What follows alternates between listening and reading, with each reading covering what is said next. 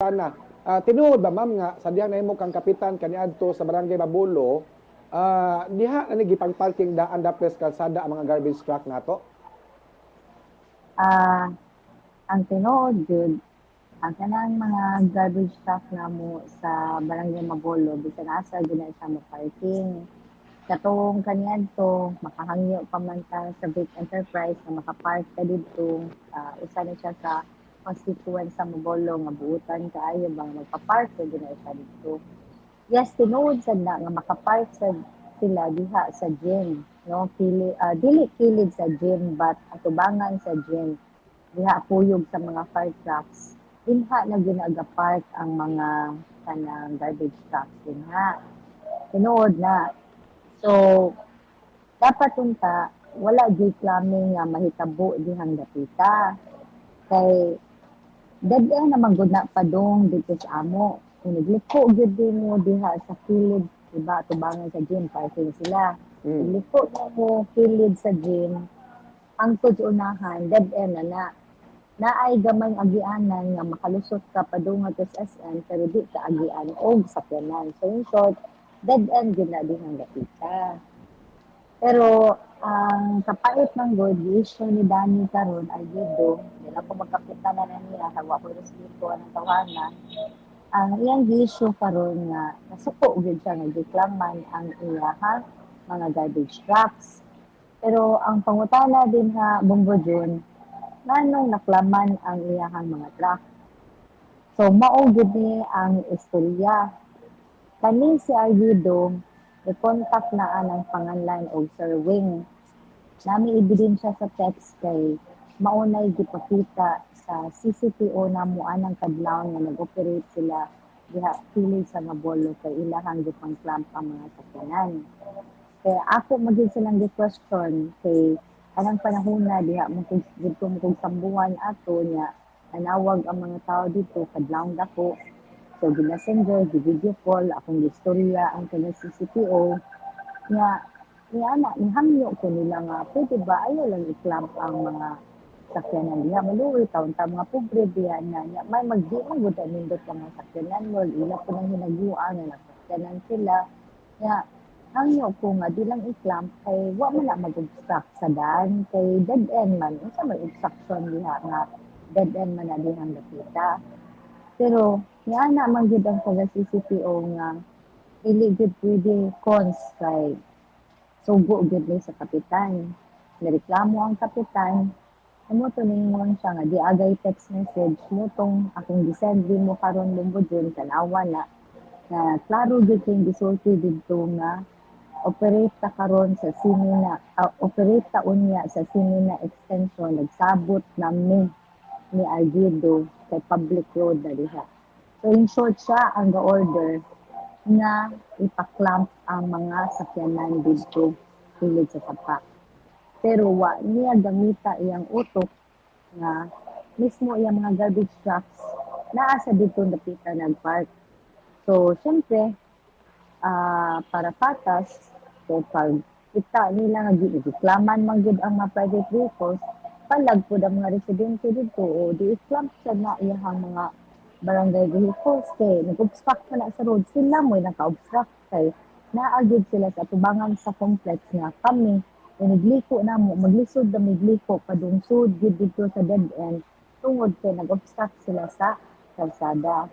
So mo na giingon bungod yun nga naigo siya siyang kaugal naunay siya siyang kaugalingon kari nga kadungog ko siyang live iyang gipahimaka na deny siya nga kanang dili siya ang nagsugo nga paklaman dito naay ebidensya nga mangutana ko Bumbo June imong na-interview si Rafael Arce Wala pa, ako pa interviewon. o na-interview na siya sa Bombo Radio man daw na-interview siya sa Brigada FM nga iya yung gisulti dito nga ang kapitan yun ang gasugo nila kaya di mo na sila maabot dito guay mo reklamo ya dili man lang na first time Bumbo June the past days naman ni gisigihag haras niya din ha sa Mabolo nga among mga sakyanan gipapahawa mi sa Satellite Market ika-demolish ni, ikapila na may padado dihag sitong probe, bisag unsa na lang iyang gibuhat. Para lang gid nga, kanang samukon mo din ha. Kaya, kana naging grabe kina siya pagdumot na ako ba. Ang hinungdan na ning tanan iyang kalagot man gid ako ug sa mga lumulupyo diha kay klaro man gid na kanang mga nagpuyo dihang lapitan sa mua sa sapa wa gid mo suporta ni Dani Aguido kay kailan gud niya na iya kaya namo gid na siya kasina dihang lugar kay ang history gid ana kanang ang katong anhong mama anang Dani Aguido siya gid nagpuyo diha originally ana siya nag-squat dihang lugar na iyang gipaabangan sa akong mama nga hangtod ang akong mama wa muhawa na murag nahugba nga nailog niya sa mamang Dani yang gibuhatag tax declaration bayad sa buhis nga nakasecure sa ni og status quo order din ha nga dili ni mahilabtan mabitaw na nga wag gid ma-demolish din ha because of the status quo order so diha mao gid na ang root cause kung ngano naabot sa punto nga anong clumping kaning clumping sakto yung gisulti tip of the iceberg gani pero ang hinungdan gid tanan nga paglingkod niya pag kapitan gusto gid niya nga mahawa gid ni dinang lugar now ako wang ko problema muhawa din ha kay kanang namo ko balay akong mama kay lumad nga taga Bagulo di gid ko pakahawa dito. And she's 92 years old, diha na siya, nagsugod tanan sa iyang kinabuhi, tanan. Nalimay kabinsan na may kakaraan din ha. Nga, kadungog ko siyang live na ana siya nga asa ko na pilion, personal interest ba ko na, well, yung di pa dungog nga akong personal interest or public interest. Murag balin na yung gisulti. Ang pangutan na, asay palabihon, public interest ba o iyang personal interest. Kasi siya may nai-interest din ha. Pila nakakapitan ng agi diya Bungudon. Hika ni Pedong Cabalsi sa ni Borses, ni Ray Ongkop, ako, dahil si Frank Truhudo. Wa gid na mo, maski usa na mo nga nidumot ang lugar. Wa gid ni manghilabot sa mga nag-squat din ha, kay maluoy ni kay Kubre. Nga wala po day complainants diha kay di mo na private nga lugar. So, kana din nga, mahugdag gid na kanang salin pakating gamay ra kay nga area din ha way mo daginot ana nga mayor panabuhatan nag project din ha kay di man sad na ideal for any projects kay pilid man gid sa pa nga bahaon nya kana sang lugar na dungog po na nga dili gay na city lot kay national lot na but regardless national or city lot na din ha nakakuha gid ni og permanent status quo order. So, balik sa atong clumping, siya may nagreklamo. Now, ang among priba, ang CCTO mismo ang gisulti. Sa duha, itagaan gid ni o siya ng copy sa message na nagsulya si Kapitan Aguido o si Sir Wing. I-verify lang na ninyo pinsa ng Sir Wing sa CCTO man na nagsabot namin ni Aguido sa public road na diha ang operita ng sininaon niya. Kato nga message was around 10 p.m. to nila nga conversation. So, unya, that's why nahitabo pagka alas 2 sa buntag. So, karon mura siya bata ba nga, kana gani, murag brat galing nga, what you want, you get, nga man makuha, taba kay siya. So, po kay siya nga naklaman ang garbage truck na iyang pasangil kay kanang nanimaho na, kuha na makuha, nanimaho na ang basura. Pero kana another rason na sana niya kay ang tinuod yun, ang style na nila diha sa barangay, anha nila ipundok ang mga basurahan diha sa mua.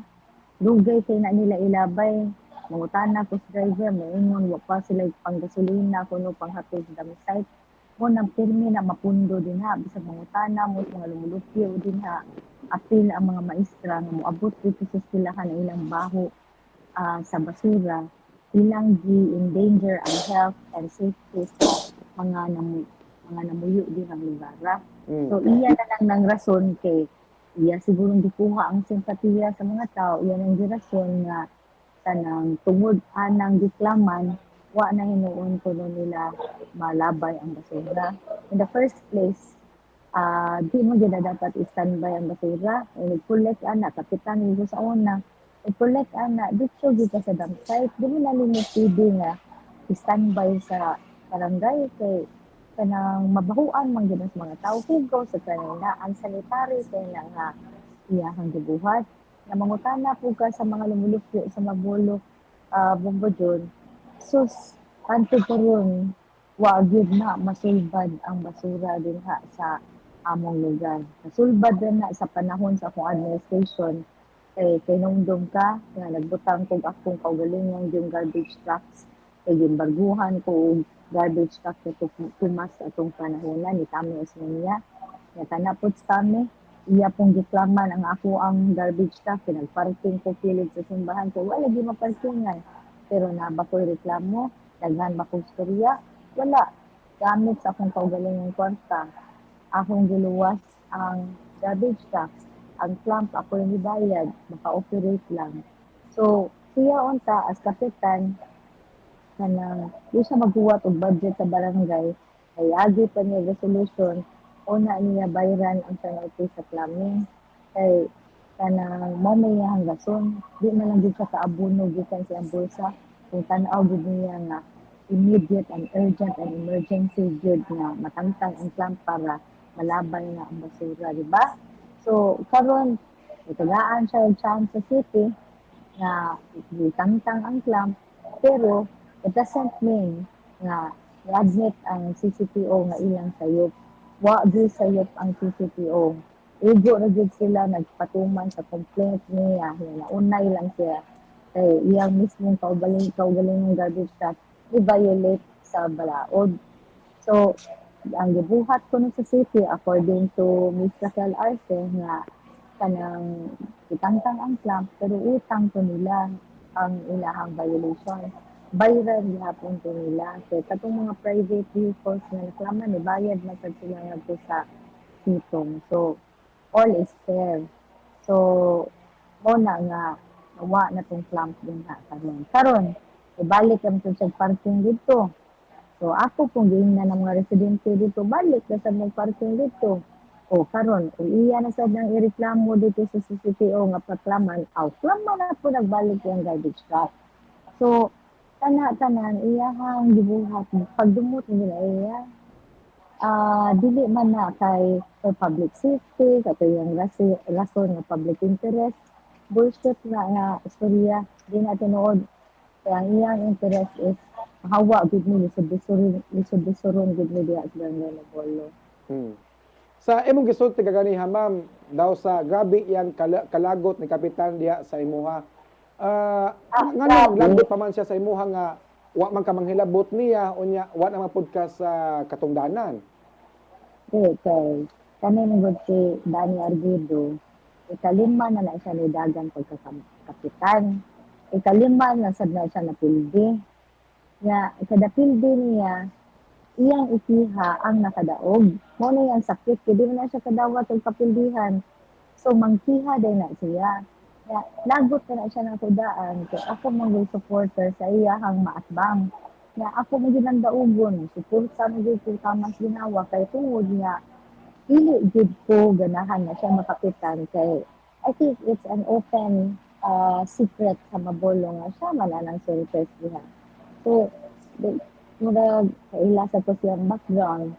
Yun sa niya pagdayang family, kung sa iyang pagkatao, kung sa iyang mga bisyo, tanan. Mura, for me, he will never be an ideal barangay captain. Muna nga, wag ko na suporta niya. So, katong time mga ako na ginidagan, sakit ko para niya, kaya ang iyang mga building sa ubang kapitan, gamay ra, pero katong kami na ang nagkontra sa pagkabarangay kapitan, gilampaso gid siya sa Mabolo, gilubong gid siya sa barangay Mabolo. So pagdaog na ko, iya kong gikasuhan, daghan kong kaso to Bumbodyon, kuwaran to, vote buying, ang sana to, daghan to. Pero kaluoy sa Ginoo, ang tanang kaso, tanang na business, nidaog ko, tanang mga huwes, may laban ug may pabor nga ako. Laliman ka nga sa di man gid na siya honest na pagkatao. Di na lang pagkakapitan sa iyang pagkatao. Kanang iya kong pasanginlan sa warrant to case na ko nga di ko taga barangay Magulo. Imagine na, nalumad man ko, diha man ko mataw. Pero nauwawan gid siya atubangan sa korte pagpakita na ko sa korte og picture na mo duha nga batan-on kami nag-advise siya nako nga kaming duha barkada kay Miss Tagay barkada Miss Imong so mismo ang kanang uwis nagpanglungo kay kanabang bakot ang tanan niyang allegations na ko so di na ko mahibong kung magsige siya pamakat magsige siya pagtingin istorya Watani karon anong clamming nga issue, mi-clamp ang nga issue, kanang abi tingin makalusot siya ani. Wa siya kahibaw nga ang CCTO nga ni adto dito para mang-clamp, di pakita ang message ni Sir Wing na motong gisulti basaha lang nga nagbalik bunggo dyon nga ningon siya nga nagsabot na ng REV operatan ang singina extension unya kay public road na. So, that's more than enough to tell the public, to tell the Mabuluhanos na namakak ang kapitan. Kay di gid na tinuod ang iyang storya nga dili siya ang nagpa-clamp na mo. It just so happen na tuwa dito ang iyang garbage trucks dito, di na amo, diba? So, muna, nga naunay siya siyang kaugalingon nga binahatan. And now, he's blaming the city, he's blaming CCTO, he's blaming Lakal Arce. Ug ako pa niya, no, may pa, i-blame niya yung kaugalingon, dahil siya pasaylo, sa katawhan, sa mabulo, na siya'y nakaingon, nga nung may clumping nga nahitabo dito, nga na-appeal ang iyahang mga garbage trucks. So, munang muingon ko nimo nga, pagdumot yun na iyaha, kay ikaligo ko niya kaso pero buyag wa gyud na siya kaso nga og puro gyud na pilde ang iyang mga kaso. Ya sa akong personal kabahin na magkoy company no katong tunay service sa center. Kung sa gali na makontra na ko, siya mo abogado. Pero buyag sad walang gihapon siya kada og kaso. So nagkani these are all proofs sa iyang kalagot nako. Pero pagdaog niya kapitan, honestly, na ni-chat pa ko niya, ni-text pa ko niya, congratulations, na I hope you will take care of Mabolo. A sign of sportsmanship ni Juan Gito niya, ang tinuod na imilusulti bumbo dyan. Wa ako manghilabot sa Mabolo, nagilong-hilong ko, wa ako manaway sa yung administration, not until yesterday, na nigawas na gid ko in public, kay sobra na gid kaayo ang iyang gibuhat nga ang daog-daog na mo. Di na gyud maagwanta banggo dun. So, di masad pwede nga di tumutingog kay kanang luoy kayo ang mga tao eh. Ang iyang unang move na gibuhat diha, iya ming ipa-demolish. Karon na may status order. So, di gyud na siya basta-basta makademolish din ha. Ikaduha, gusto niya nga dili na napasudlan og sakyanan din ha. So, dapat unta, apil yung mga sakyanan. Dili na ko siya gusto nga na ay suod na sakyanan dito sa dead end. So, ang yung gibuhat, iya ming gikoral o puthaw. Imagine na ha, everybody should know the truth na iya ming gialihan o koral, di na nun ni kaagi. Di na nun ni kaagi dito, gialihan mi ni koral. So, nanawag his DILG, nagiinan ni sa DILG, na pwede rin ginalimit ang tangon ang koral kay bawal na, dili na insakto, wala na sa balaod na pwede ka mo koral o public road, dapat mo argue na o public hearings, kung dapat sad nga na ay ordinansa before you can do that. And i-consider good ang public safety sa mga tao. So, nagbayanihan na sa mga to, among gitangtang ang koral, nga pagkaibaw niya nga gitangtang ang koral, pagkada siya dito daghang tanod, ibantayan ni ngadto, o ang garbage truck iyang gibabag ngadto sa kalsada. Imagine na kanang usa ka ali, usa ka kalsada, gi-block gid niya ang garbage truck, dili pag gyud nga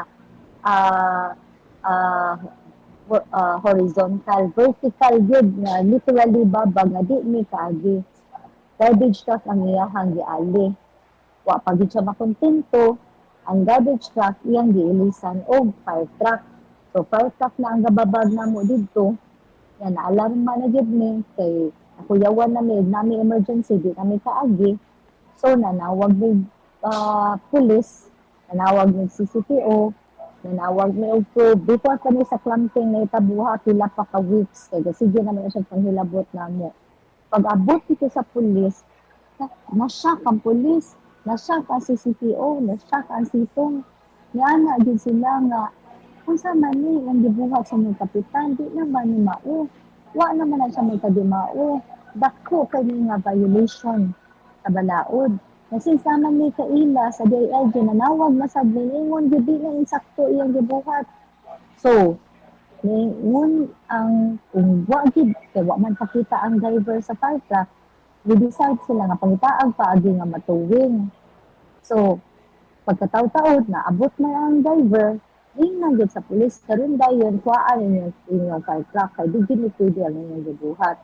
So, na palpak na sa plano ni Danny Aguido, gitangtang ang fire truck, niadto mi sa police station kay amo siyang gipablatter. Karon pag-ugma niyan, na sad na iyahang administrator si Boy Ortiz, diredag pusil, kay yamin gipakitaag pusil ngadto, usa ka minor, 14 kuyawa, kay siya mo pinakaduol, nagipakita ang pusil, gihulga niya dito, tingnan pa niya nga, kanang mga taga-squatter mo, dapat lang mo papawaon diri, at sigit-sagit ngadto ang kanaiyahang administrator. So, niadto na sad ni sa police station, amo na sad siya, gipablatter kay tungod nga kanang di na pwede nga pakita kag pusil, and I don't even know if that gun is licensed or not. And so far as I know, sa barangay wa man issue pusil din ha. So nganong naanay pusil ang iyahang administrator. So wa naman sad siya na successful ana. Ang sunod na pud niyang gibuhat, iya na pong gipaadto ang probe kay pahawaon ang mga tao sa satellite market. Ipahawa ang sakyanan o ipahawa pud ang mga pobre ngadto nga nag-squat kay naman sila nag-squat sa satellite market Bombojud. Gamay ra gud kay nga satellite market gud nga iya lang gid ang ganang gidungtan ug gunitan.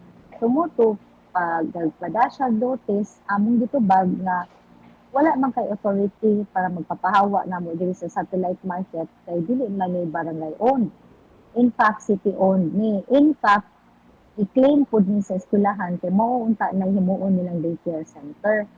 Kana nga satellite market, sa tinuod lang, Bombojud, itukod na, pero wa na mahumans kontraktor. Tungod kay na ay legal issues diha. Na ay dispute din ha. Munang hangtod karon wag gid na mahuman. Naguba na lang ang satellite market, wag gid na magamit kay tungod na ay problema din nga kinsa gitag iya ana. So, niadto ang probe wa kasabot, abi nila nga sa tagiyaan na barangay, di pa-pull out ang mga sakyanan. Ang luoy di kaayo, kaya ang katong mga nag-squat dito for so many years, iyang gipapahawa without giving a relocation site. Mura gyud langaw nga iyang gibugaw diha dahil gipapahawa nga wala gali kabalhinan ang mga pobre in town. So, ako na sang gibuhat, giguba, yadto na po ko, giguba na po ako ang coral dito sa satellite market, kaya wa man siya kapudo sa document nga ang tag-iyaan na kanang kuan ang barangay.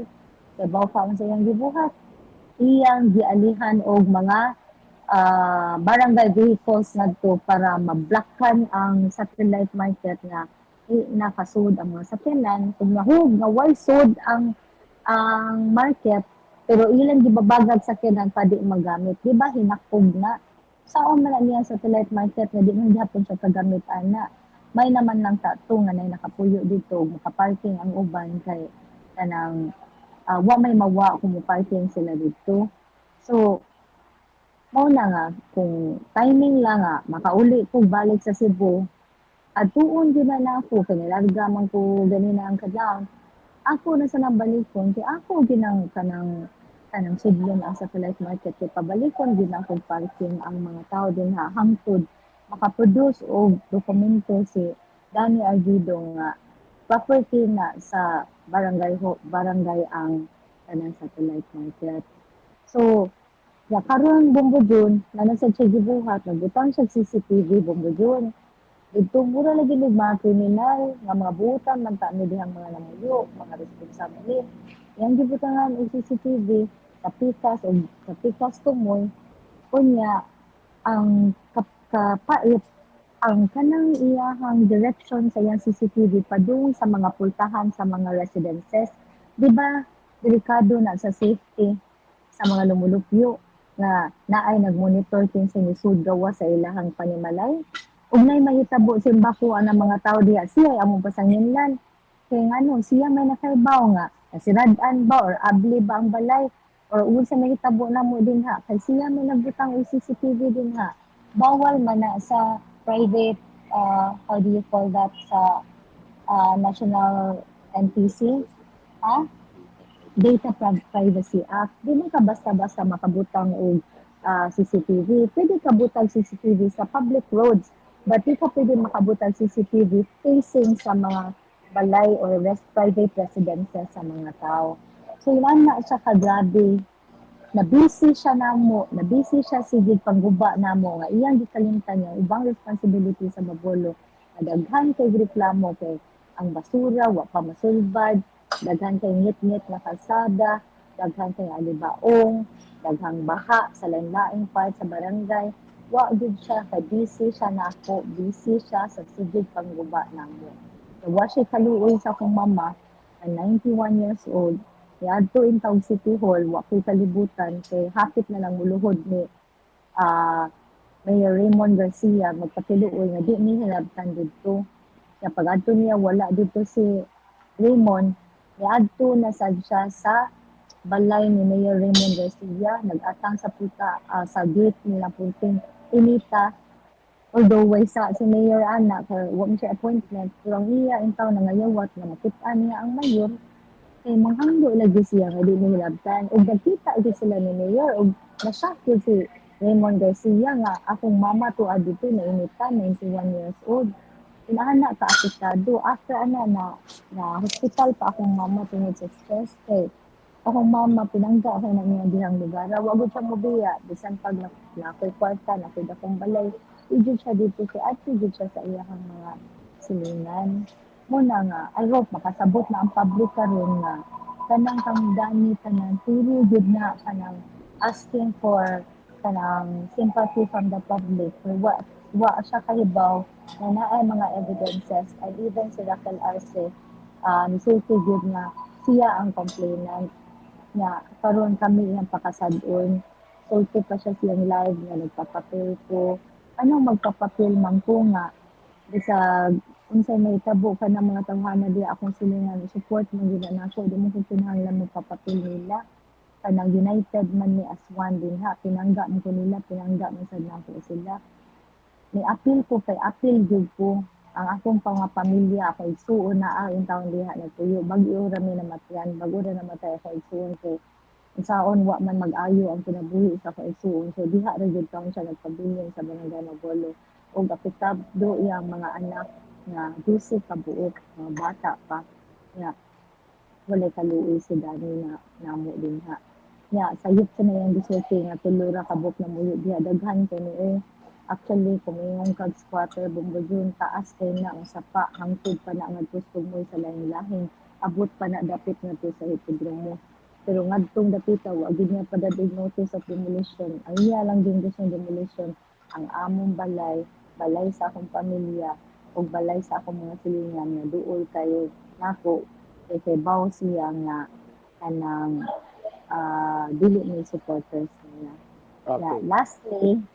Lastly, luoy kayo Bombo June na atay nagnegosyo din ha og lechon nga mga 47 years na siyang naglechon yung negosyo si Lucitas lechon kinang libot ang tao kay na grabe kay na siya musuporta sa barangay pero di lang din siya musuport ni Dani tungod kay di siya supporter ni Dani pila ka years nga girenew yung business permit girenew yung sanitary permit for the first time in the history na karon wala di-renew ang iyang business license na pa sa City Legal Office ang iyang mga dokumento kay again reklamo anang gani yang sulti hugaw kung hugaw pa nga nung ni naaman siya sanitary permit this year. So iya lang gid ng pag kanang daog-daog namo. So karon ni resulta ang tanan lagi Ginoo nagtan-aw abi sa mga tawo nga kanang kami ang salbahis dili gid ugo ra mi sige depensa sa among kaugalingon and andam gid ni musukol niya we have prepared cases against him to the office of the ombudsman kay daghan social violations na nahimo nga isip kapitan grabe ang abuse of authority yang harassment ang yang unjust na kanang practices niya no grabe gud kanang gambudyon mo na nga kung unsa kaila man kanako gambudyon whatever I speak it comes from my heart kanang way sagwel butbot way sagwel bakak mao gyud may tinuod nga nahitabo na sa tinuod lang apektado kay po kay nasakitan ko para sa akong mga silingan. Okay. Ma'am, salamat kasi mong oras, ma'am, ha? Unya, mayong gabi diyan nimo. Okay, Bambudyon, I hope na klaro na gyud ng tanan kay bisag unsaon pa niya o rason sulti lagot-lagot siya sa city government nag-clamp iyang basurahan siya ra gyud hinungdan nga nung na-clamp iyang basurahan iyan ang kaugalingon ginuhatan naagi karma ang karma nitubag lang dayon para niya okay Okay. Salamat, ma'am, ha? Mayong gabi. thank you kayo Bambudyon.